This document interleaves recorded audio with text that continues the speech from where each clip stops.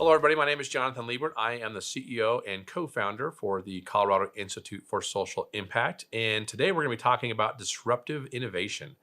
This is something that I really enjoy talking about because we're seeing a lot of disruption going on right now throughout the business world and through our economy as well.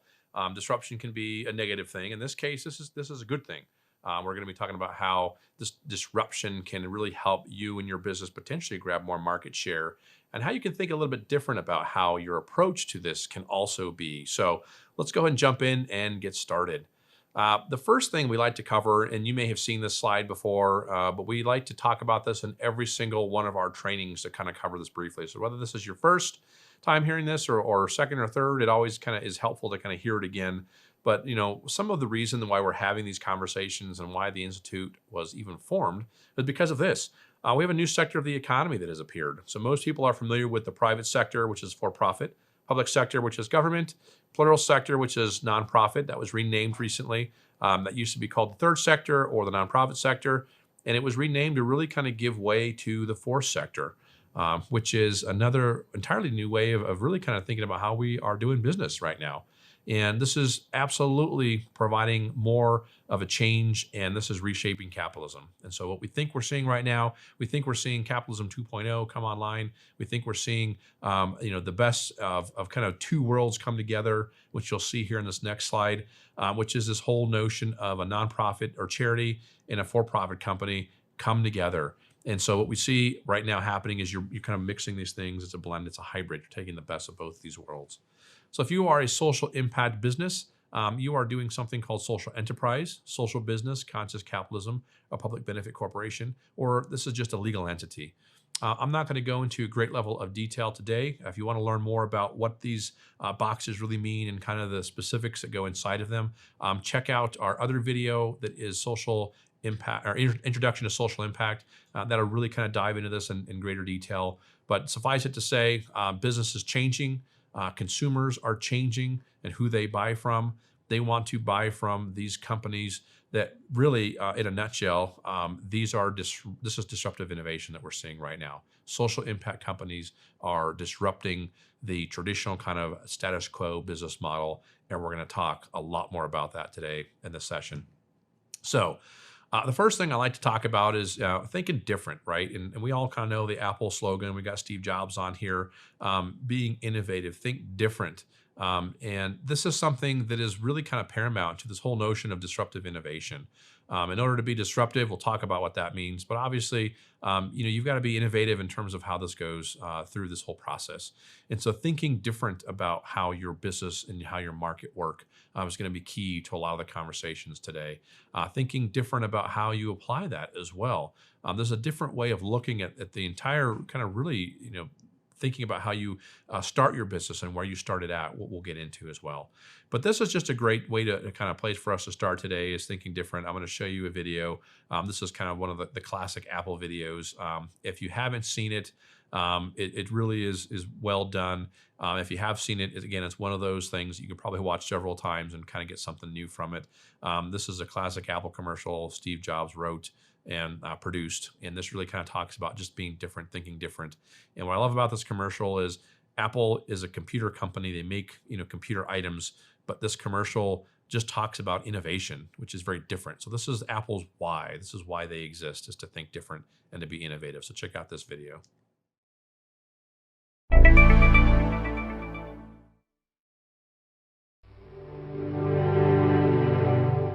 Here's to the crazy ones.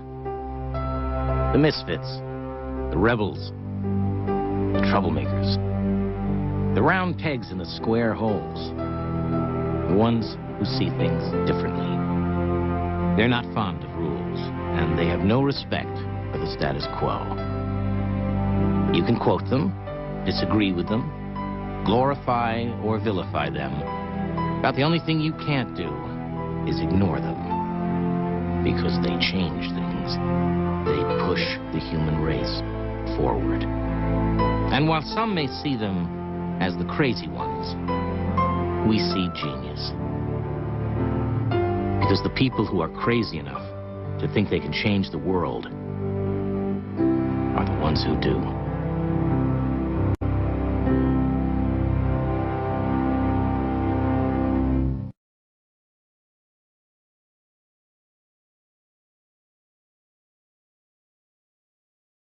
All right. So hopefully you enjoyed watching that quick video. Never gets old. Really just kind of thinking about how you can do different things in your business and how you can provide more value to your customers and being innovative in that process. But let's kind of start with, what is disruptive innovation? So we talked a little bit now about innovation and thinking different, but what is this whole concept? What is this whole notion? So this theory first appeared in the Harvard Business Review in 1995. And this was really a new way of thinking about innovation-driven growth and changing your mindset and how you approach the market.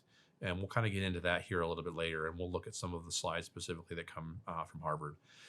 Many leaders, specifically small entrepreneurial companies, really praise this whole notion of disruptive innovation as their guiding star. And this is something that you kind of hear thrown out sometimes. That hey, if you're being innovative and you're being disruptive, somehow you're a disruptive innovator. This is something very specific and very precise, as Harvard will tell you. So this isn't just a word to kind of throw out there and just kind of use as you see fit, which some people will do. This is actually a very specific way of thinking and a very streamlined way of looking at how your business can approach. So one of the things here that talks about how disruptive innovations originate at a low end of the market or in new market footholds. And then these new market disruptors create a market where none existed, or they kind of thought differently about how they were going to take on some of the giants and doing something just a little bit different. And so that's what we're going to talk about, throughout this session today. And the first video that I like to show that really kind of personifies this quite well is the Dollar Shave Club. This video that you're about to see is something that they produced in-house. So they shot it in their warehouse, they shot it with their employees, and they really kind of catered this to a very specific demographic. And so Dollar Shave Club, for those of you who know, really kind of helped kick start this whole, let me ship you in a box, something that you would buy for me on a regular basis. So this specifically was, I'm going to compete with some of these bigger companies. I'm going to compete with the Gillettes, but not really compete with them because, who's going to really compete with Gillette? Nobody can really compete with them in that market space. They're doing some phenomenal work, have been for a very long time. But they went after a different end of the market. They went after the younger generation. They went after mail order. They went after, I'm not going to have a retail store. I'm going to ship them right to you. They had a different approach. And in this video you're about to see that went viral, they had some very innovative marketing that went with this video. Some of you are going to love this video and think it's hilarious. Some of you are going to kind of scratch your head and go, I don't get it. Why is this a big deal? But they were very, very smart in how they did it. And this is a great example of how disruptive innovation will work. So check this out. Hi, I'm Mike, founder of DollarShaveClub.com. What is DollarShaveClub.com? Well, for $1 a month, we send high-quality razors right to your door. Yeah, $1. Are the blades any good? No. Our blades are f***ing great. Each razor has stainless steel blades, an aloe vera lubricating strip, and a pivot head. It's so gentle a toddler could use it. And do you like spending $20 a month on brand name razors? 19 go to Roger Federer. I'm good at tennis. And do you think your razor needs a vibrating handle, a flashlight, a back scratcher, and 10 blades? Your handsome-ass grandfather had 1 blade and polio. Looking good, Pop-Up! Stop paying for shave tech you don't need. And stop forgetting to buy your blades every month. Alejandro and I are going to ship them right to you.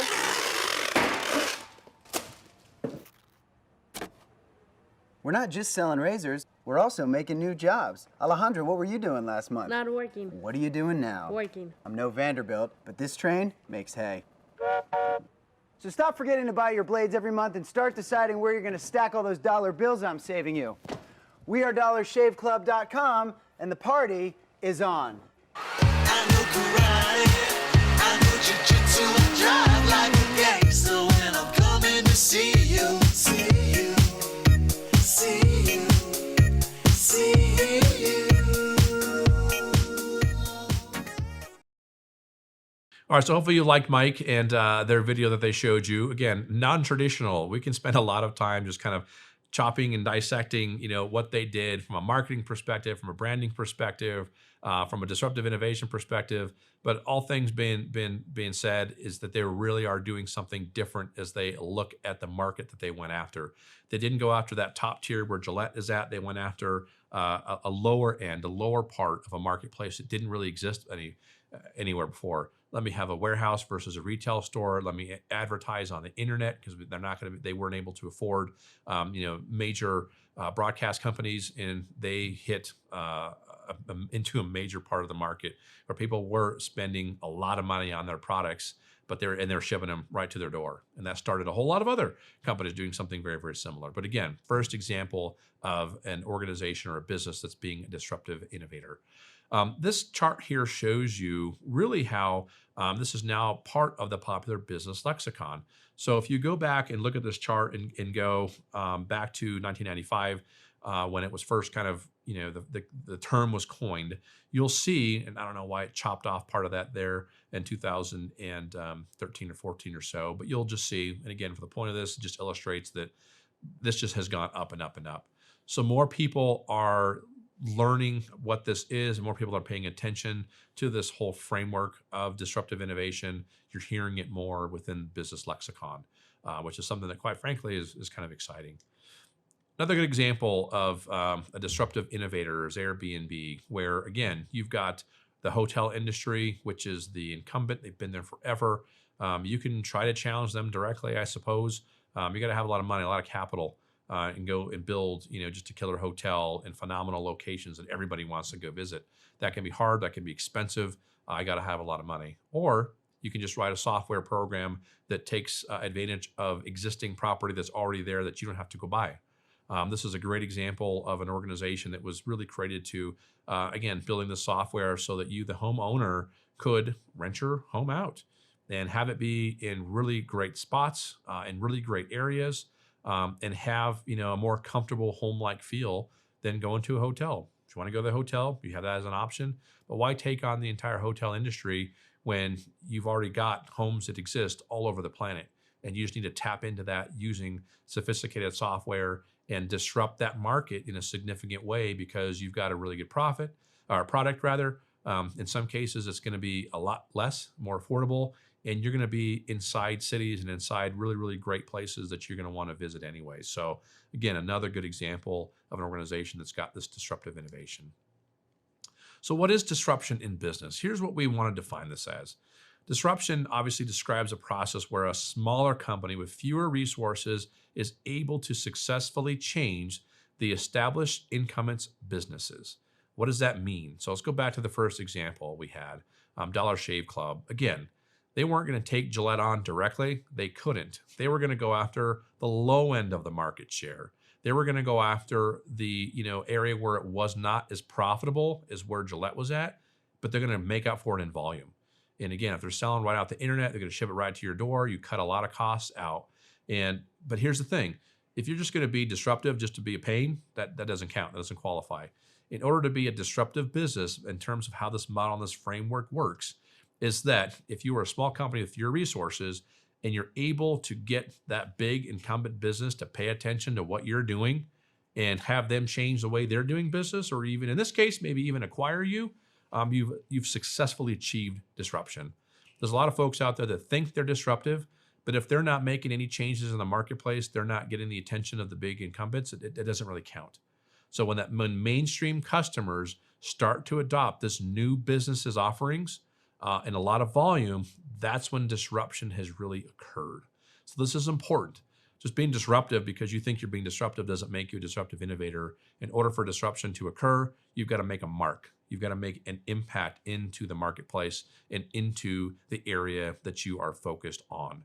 So Airbnb, again, another example of that might be great. You have this cute little software that kind of helps you put your house on the market, and a few people used it. That's nice. We saw major disruption from them because you had a lot of people that were using this product, that were really using this and utilizing it. Which that's when the disruption began to occur, because people changed the way they shopped and other people started paying attention to this. So again, this is where disruption occurs in this by the definition. This next thing, I hope we see some disruptive innovation. This is an example of hopefully one that will happen at some point. Amazon, Berkshire Hathaway, JP Morgan team up to try to disrupt healthcare. This is one of those where this could potentially benefit all of us. So this is one where it's not quite yet a disruptive innovator, but keep your eye on it. This could become one. Healthcare right now is typically something that is you really see that being managed by different companies, by the government, insurance, etc. And there's pros and cons to that. What we're seeing here with these big corporations is they've kind of combined forces to really help. I think it's over 50,000 employees that they have combined. That's a couple years ago, so it's probably more by now. But they want to give them new healthcare options. But their hope is much larger than that. They hope to use their employees as an example of figuring out a way that potentially use this to disrupt the current healthcare practices that can provide more value to everybody at the national level. So if they provide disruption to where other people and other companies start joining this healthcare plan, or they offer something like that that disrupts the status quo, they will have achieved disruptive innovation. So right now, they're not quite there yet. They're in kind of the beginning phases of this. They're trying to figure this out. But if people start joining this or want to join it, then that could pose as an opportunity for more people to provide healthcare in a different manner. So this is one that hopefully we can see some positive disruption come from it. Stay tuned for more. But again, this is an example of one that could become one. So I want to make sure we shared that today. All right, moving on to, this is probably the most important slide in the slide deck, and it's got some smaller print. So hopefully you can kind of zoom in on this a little bit. This is the actual model that Harvard provides to us on how disruptive innovation works. And I've hinted at a lot of this already throughout the beginning part of this presentation, but sometimes it's just kind of helpful to get a little more context before you just kind of hit somebody with the model. So here's how this kind of works. If you look at product performance, you've got higher and lower. And then on the other side, in terms of lower and higher, you've got just time. So using the example of Gillette and Dollar Shave Club, Gillette would be that first red line, the incumbent, sustaining trajectory. So Gillette is in that high end of the market. They're at the most profitable end of the marketplace. And what everybody tells you is, you want to end up at the high end of the market. That's the place to be. That's most profitable. That's also where everybody else is at. And everybody else is there trying to gain more market share. So it's extremely crowded. There's not a lot of people as much as you'd think, because not everybody has that high volume not everybody has a lot of that money that they can spend on these high profitable items, right?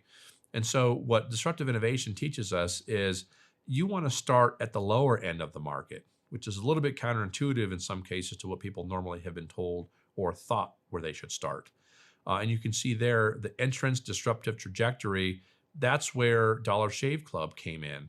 They did not start at the mainstream and try to pick off market share from Gillette. They started at the bottom end, the low end of the market, the least profitable end, changed the business model, and actually made a lot of money because they had a new business offering. They had a new market segment that Gillette, quite frankly, wasn't capturing. And they were able to become disruptive because they changed the way people got their razor blades. And again, as we mentioned as well, people are shipping other things to you directly, and other types of clubs as well. So they were disruptive on many different levels. But what's important about this model to think about is that not that you need to go to that high end, the most profitable area of the marketplace. You can start in the low end. There's just simply more people there. It will not be as profitable. You can't charge those profit margins that you would charge at the mainstream or the high end of the market. But again, you're going to make up for that in volume. If you've got the right kind of business model, and again, that's where, Dollar Shave Club is a great example. They didn't try to copy the Gillette model directly. They went after a lower end of the market, and they cut out a bunch of costs by doing movies in-house, by just having a warehouse and shipping people blades through the mail. Changed the business model of how they got their blades. Those blades were not suddenly as expensive, but they're still good quality blades. So again, a really good example of how this model works. But this is the disruptive innovation model that a lot of people just love because they see the value in it. They see how important this is to think about where they're going to enter the marketplace, because everybody is always going to tell you, go for the mainstream, go for the most profitable. And there's absolutely a way to go into a crowded space, but go at another level at the least profitable way, make up for it in volume, and challenge those incumbent businesses that are out there right now that potentially, quite honestly, could have dominated the space for 100 years or more. They can be challenged right now. And that's what we're seeing a lot in business, is we're seeing more and more disruption, just in general, disruption taking place. But hopefully we will see more disruptive innovation. That means you're being strategic, you have a plan. It's not just, you're just getting lucky. you're being strategic about this, and you're really kind of focusing on how you can provide more value and more results. Here's another good example of an organization that's done some stuff, is Lyft. And I'm not going to talk about Uber specifically because Uber is not necessarily as disruptive as you would think in that space. Lyft was, however, after Lyft really wanted to focus on how you get there is important. So this all kind of went down after Uber had some problems, and Lyft took advantage of that, really kind of focusing on more of their conscious business pieces of who they were as an organization, the values that they had, the things that they believed in. They really wanted to focus on that. So that kind of made them a little bit more disruptive because they were way behind Uber in the marketplace. And, they started gaining market share when Uber kind of had some missteps, but Lyft started donating money to some causes. Lyft started coming out with some very different commercials too. So the commercial I'm going to show you, this is I think it's a 30-second commercial. I love this commercial because it's kind of cool, got some good music to it, but I love the fact that they're in space. They're not even in a car, and they're not talking about, hey, this is a ride-hailing service. They're thinking different about the services they provide and they offer. And that is, hey, we're a ride-hailing service, but it matters who you partner with. It matters how you get there. And it's a very kind of understated, hey, pay attention to us. We've got, a different way how we approach this, and we're being disruptive in a sense to this new market space that Uber has created. We're being disruptive to them. So choose us. So check out this video. Hopefully you like it.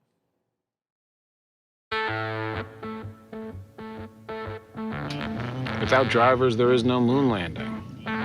No giant leap for mankind. No free tiny water bottles. If you choose to ride with the right people, who do things for the right reasons, you'll always end up in the right place. So, whether you're on a mission to the moon or to retrieve the hairdryer you left at your ex's place, It matters how you get there.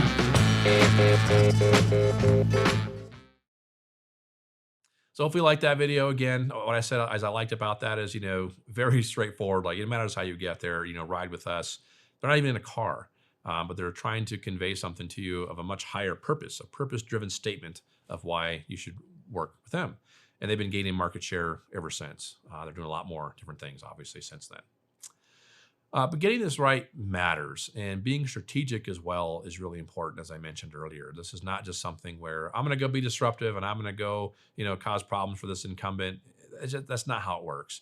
You've really got to have a plan. You've got to incorporate this into your business plan. You've got to have strategy like anything else. You got to plan for this.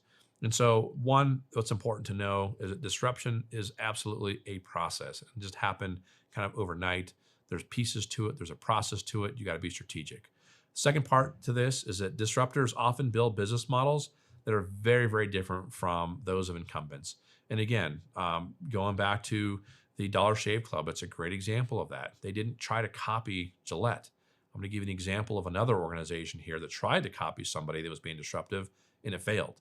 You got to do your own thing. And the business model that Gillette had wasn't going to work for a smaller company that did not have the capital or the brand name, quite honestly, that Gillette had. They've been building that for decades.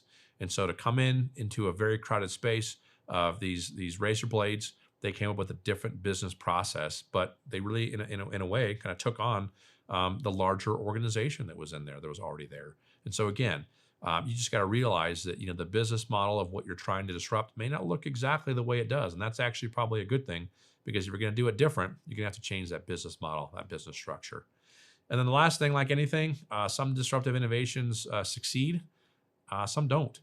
And that's really important to know. This is not a silver bullet. And so if you're looking for that silver bullet, I'm sorry to say, we don't have that here for you today. But again, there's some really good things that you can kind of take away and learn from this in terms of how disruptive innovation could be working for you already, or maybe you could take more advantage of it.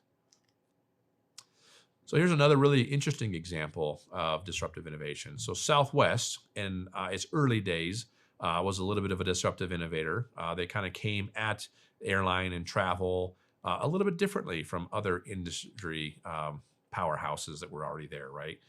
They were disruptive so much that people took them to court and tried to get them out of business by really kind of burying them in trials and legal fees and all this kind of stuff. That didn't work. So another strategy that somebody tried to create, and it's right here on the screen, is they said, you know what? This is Ted. I don't know how many of you remember Ted. Some of you may remember Ted, and some of you may not. For those of you who don't remember them, don't feel bad. It was only around for like a year. Ted was the cute little name that United came up for to compete with Southwest. So after the other airline companies tried to take him to court, couldn't put him out of business because they were being disruptive to their marketplace, they said, we're just going to take him head on. We have, and this is true, we have a lot more market share. We have a lot more capital. We have a lot more know-how. We have a lot more subject matter expertise. We are going to take the Southwest model and we are going to copy it 100%. And so that's what they did. And so the model here was, we're just going to take on Southwest and we're going to benefit ourselves from doing this thing that they've somehow uncovered and doing airline travel differently. It failed. And the reason it failed, even though they had more money, they had more expertise, they had a good brand name, they had all these things going for them. The reason that it failed, quite honestly, is because they couldn't copy the culture. Southwest, and to go talk to any employee there, I'm going to show you a video here in a minute, the culture is so different from what you'll find. If you've got happy employees that have this good culture, that's going to translate into fun, different, great customer service that Southwest has really kind of become known for. And so that's what we saw in this example of, you had a disruptive innovator, Southwest, and then you had somebody that tried to come in and disrupt them. Didn't work because they couldn't copy that culture. The airline industry in general is probably something that's ripe for disruption right now, if I'm really honest. I think Southwest has done a good job to that, but there's probably more that needs to be happening right now in terms of that. And as technology continues to improve, we'll probably see some more disruption in this space. But I want to play just a quick video for you as well. That this is a video that that the Southwest produced, and it's talking about their employees.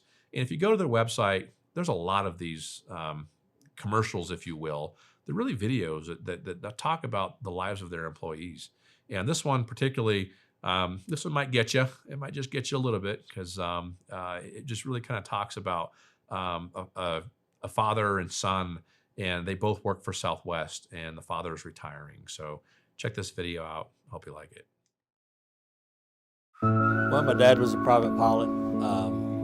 I got 2 sons and pilots here and 2 nephews. Congratulations, sir. Thank you, brother. How many years? 32. 32 years. Not that I counted 32 2 years and 12 days, but I didn't count. No, but who's counting? Well, this is my oldest son up here flying my co-pilot. Oh, nice. And my second son's gonna fly back to Oak City with me. Is that right? Yeah. That's awesome. It's all good, brother. Went on a field trip in 4th grade out to the airport where my dad was working in Texarkana, Texas.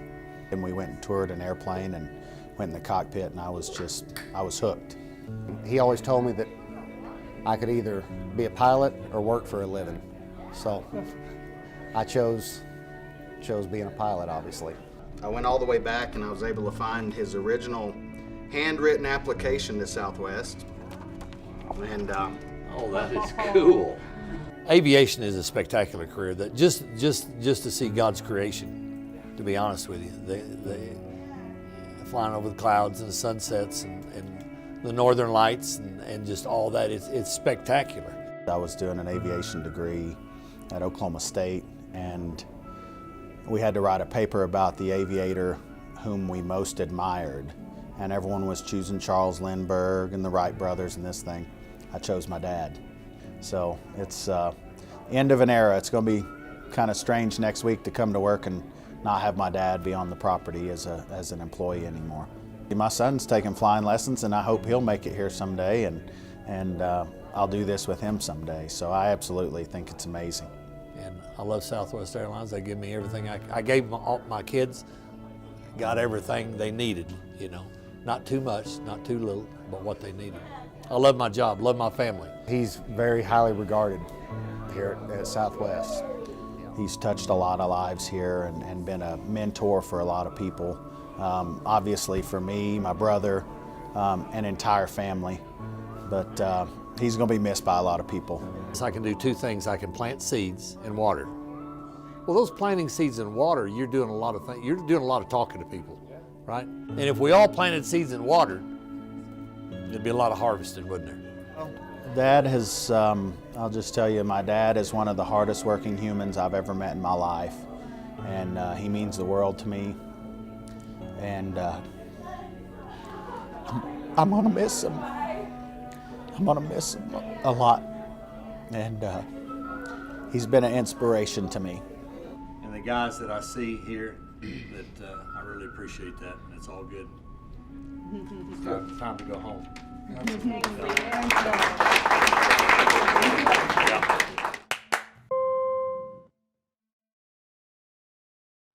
All right, so hopefully you enjoyed that video. It really just shows you how Southwest is just really different and how they have just a different approach to their employees and how culture is so strong for them. So hopefully you enjoyed that video. Just kind of gave you a little bit of glimpse into that company. But again, what we're seeing is more and more companies are doing this sort of thing. And it's this whole mentality of having the stakeholder model or this triple bottom line where people are absolutely trying to make more profit, but people is important. And that people could be people in the community. They could be your employees. It could be your customers. And then the planet. That could mean a community. It could also mean the environment. And so we're seeing more and more companies embrace this triple bottom line philosophy.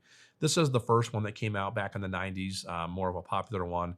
Here at the Institute for Social Impact, this is what we use. Ours is purpose, profit, prosperity, very similar.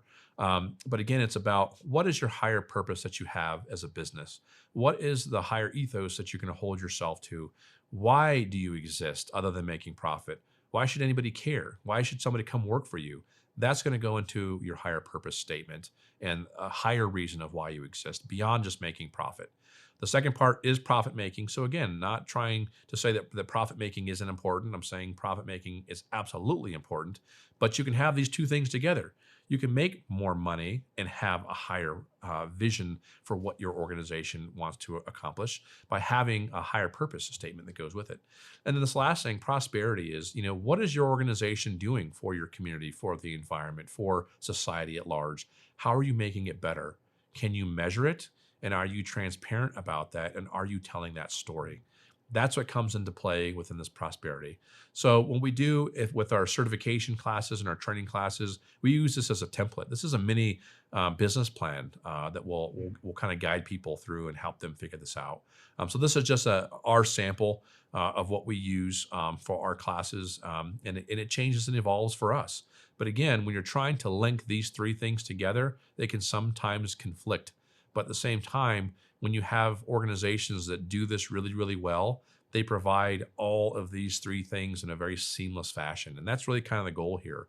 Because again, remember that social impact businesses themselves are a form of disruptive innovation, that they are taking on mainstream businesses, they're providing more value for folks, they're doing business a little bit different. People are absolutely paying attention to this and they're gaining market share. But let me give you another example of somebody that's really hitting on the triple bottom line philosophy that is a social impact business and it's just doing a really good job of marketing and telling their story. So Warby Parker is the example that I'll use right now. And this is an organization that was founded by these folks here that you'll see on your screen. And what they wanted to do, first of all, is they wanted to really kind of have the whole thing stop of people paying a lot of money for glasses. What they realized was that, there's a monopoly on glasses. They're owned by one company. And so people that have to wear glasses like myself, typically you're going to pay a lot of money for those frames.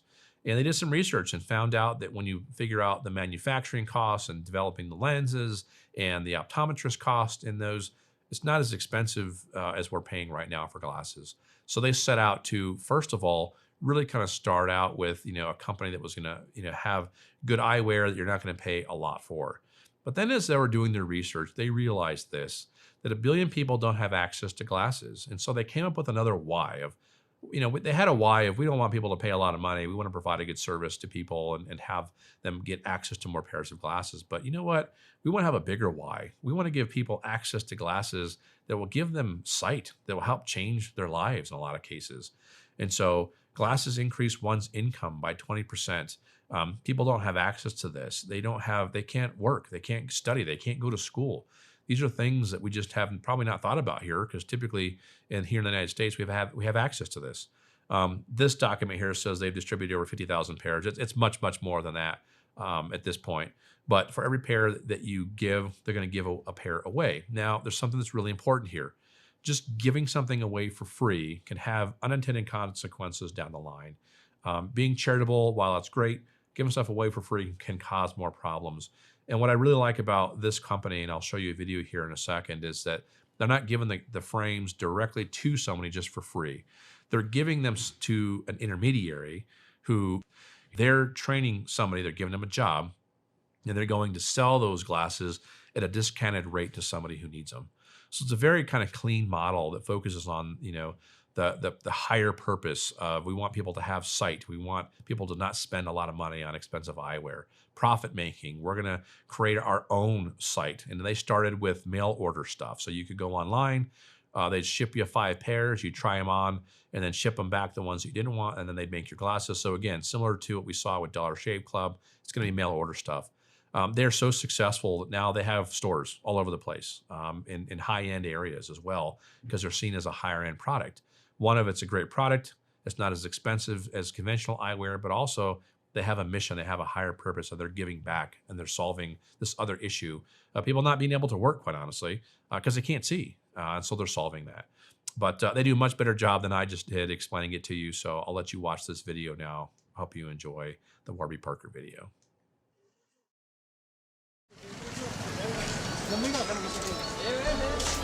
Warby Parker was sort of designed to serve people like us that were sick and tired of overpaying for glasses. But we realized that there's a big chunk of the world, 1 billion people, who still don't have access to glasses. We really wanted to create an organization that had a positive impact on the world. Through our Buy a Pair, Give a Pair program, we have a really tangible and transparent way for our customers to actually get involved.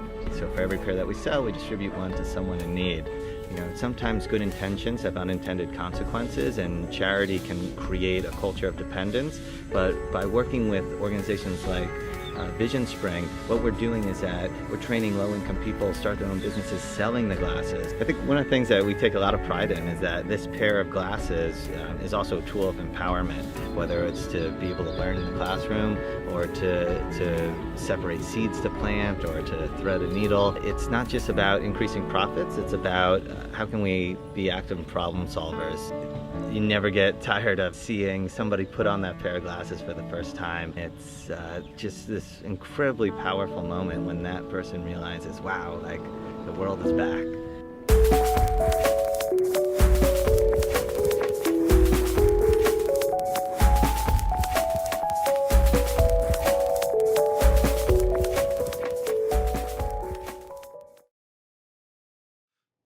So hopefully you enjoyed that video. Again, it just really kind of nicely illustrates, how disruptive innovation is occurring all around us, but specifically with social impact businesses, they are a form of disruptive innovation. So if you are a social entrepreneur, think about it that way. Think about how your processes can be disruptive in this business way. How can you take on some of these giant, titans of industry, as it were, and provide more value, not only to the customers that you're serving, but also think differently about how you're going to provide business. Or if you're thinking about becoming a social entrepreneur, you don't have to start out with, millions of dollars in capital. You don't have to have, this groundbreaking technological innovation. You can take something that's very, very simple, like a pair of glasses or a shirt or a belt or pick any everyday item that people use and innovate that and create more opportunities for people to get involved and buy it from you and to utilize that in a way that's going to generate money for the business. You're going to provide jobs for people. You're going to help provide more impact at an environmental level, be sustainable, or at a social level because you're trying to solve a social problem and provide more value to people. At the end, I like to kind of end where I started rather, which is we saw the video from Steve Jobs and Apple, and it's interesting to kind of watch the video and then just read. This is the full commercial right here. And so you can just kind of just read through it.